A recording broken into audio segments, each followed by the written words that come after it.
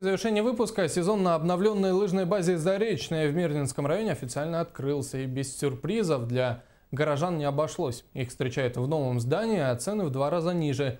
Изменения пришлись по вкусу любителям лыж, и только в январе здесь насчитали более 200 посетителей, рассказывает Лариса Удовенко. На лыжне школьники, воспитанники лыжной секции, мастера спорта и ветераны. Регулярно на базе занимаются около сотни спортсменов. С запуском в эксплуатацию нового здания лыжной базы изменилась и цена проката. Если раньше час катания обходился в 350 рублей, то теперь всего 150. Для детей и того меньше – 100 вместо прошлогодних 150. В праздничные дни и выходные у нас получается детский 150, взрослый 200.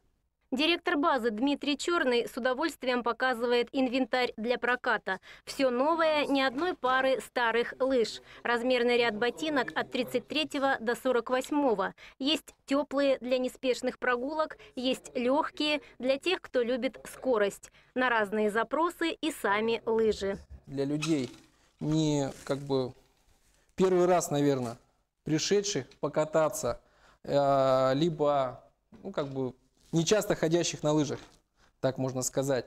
То есть, что представляют из себя эти лыжи? У них очень широкий профиль, в отличие от профессиональных либо любительских обычных лыж, и имеется насечка на колодке, так называемая колодка держания, для сцепления со снегом, чтобы лыжа не отдавала назад при прохождении подъемов или гористой местности.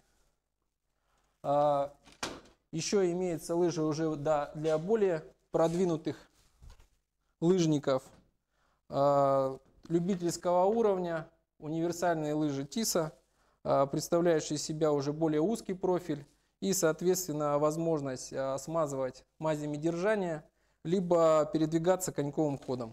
Мирнинцы уже оценили услуги обновленной лыжной базы. Только за новогодние праздники здесь отдохнули более 200 горожан. Работаем мы со вторника по понедельник.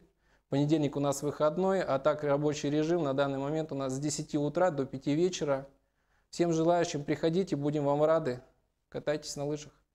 В этом году природа щедра на снег. Его хватает, чтобы поддерживать мирнинскую лыжню в хорошем состоянии. Если не случится аномально теплой весны, можно смело кататься до конца марта, говорят сотрудники базы. Было бы время и спортивное настроение.